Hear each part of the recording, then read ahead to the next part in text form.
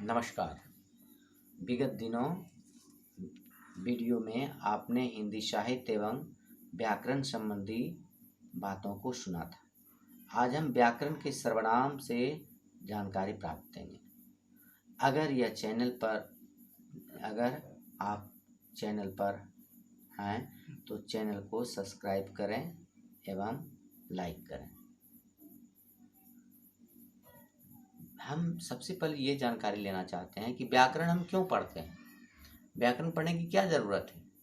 व्याकरण हमें शुद्ध हिंदी भाषा बोलना, पढ़ना और लिखना सिखाता है। व्याकरण एक ऐसा शास्त्र है जिसके माध्यम से मनुष्य छात्र हम सभी हिंदी को शुद्ध रूप में बोलना सीखते हैं। यहाँ तक ही नहीं, लिखना भी चाहते हैं। यदि हम आज संज्ञा, सर्वनाम, संज्ञा के बारे में जानकारी करें तो संज्ञा किसी वस्तु, व्यक्ति, स्थान के नाम को संज्ञा कहते हैं। पहले हम संज्ञा जानने के बाद हम सर्वनाम की बात को जानते हैं। किसी वस्तु, व्यक्ति, स्थान के नाम को संज्ञा, मान लिया जाए राम संज्ञा है। अब हम सर्वनाम पर आते हैं। सर्वनाम संज्ञा के बदले आने वाले शब्द को सर्वनाम कहते हैं। तो संज्ञा राम पढ़ता है।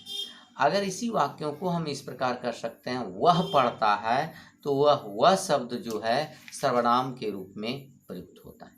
तो हम सबसे पहले ये देखें कि संज्ञा के बदले आने वाले शब्द को सर्वनाम कहते हैं।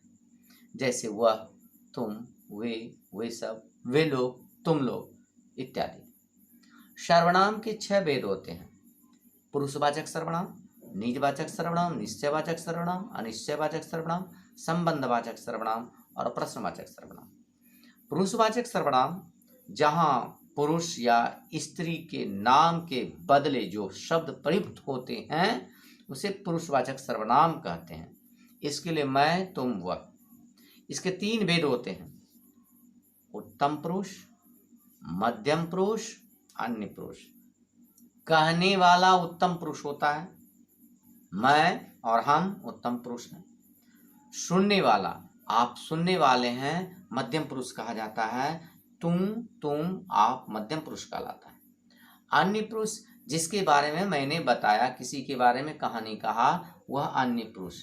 जैसे मैं कहता हूँ कि मोहन चोर है, मैंने आपको कहा, मैं शब्द उत्तम पुरुष, मोहन मध्यम पुरुष,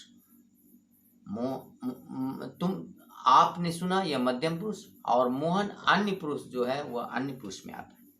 इसके बाद हम पुरुषवाचक के बाद निजवाचक सर्वनाम लें। निज मतलब होता है अपना। निजवाचक सर्वनाम, जो सर्वनाम खुद अपने आप का बोध कराता है उसे निजवाचक सर्वनाम कहते हैं। जैसे आप, मैं, स्वयं। निजवाचक सर्वनाम खुद अपने आप का बोध होता है। फिर तीसरा आ जाइए निश्चयवाचक सर्वनाम, जहां किसी निश्चित वस्तु, व्यक्ति या पदार्थ के बारे में निश्चित ठीक ज्ञान हो उसे निश्चयवाचक सर्वनाम कहते हैं। जैसे यह, सो, वह। यह मेरी कलम है, यह निश्चित चीज है। यह शब्द बताने से पता चलता है कि यह मेरी कलम है। वह जो आया था सो मेरा भाई था। सो शब्द वह बता रहा है कि उसका संबंध है, इसलिए वह निश्चयवाचक सर्वनाम। अब चौथा संबंध में आज सर्वनाम में आ जाए अनिश्चयवाचक सर्वनाम, जहां किसी अनिश्चित वस्तु या व्यक्ति का बोध हो उसे अनिश्चयवाचक सर्वनाम कहते हैं। जैसे कोई आया होगा, कुछ खाया होगा। कोई और कुछ शब्द अनिश्चयवाचक सर्वनाम।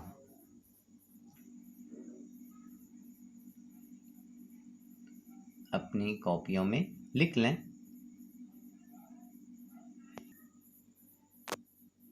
पांचवा संबंधवाचक सर्वनाम, जिस सर्वनाम से किसी दूसरे सर्वनाम से संबंध स्थापित हो, किसी दूसरे से सर्वनाम से संबंध स्थापित हो उसे संबंधवाचक सर्वनाम कहते हैं।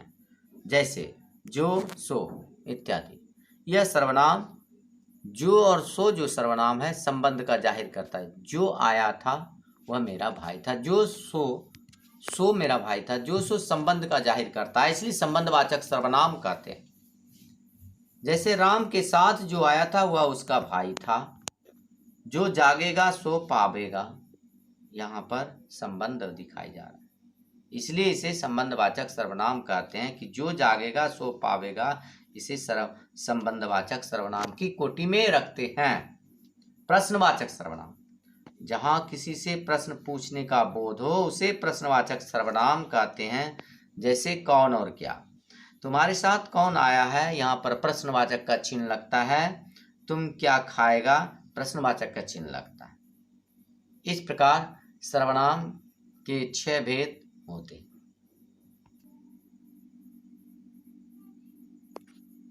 इसे लिख सकते हैं।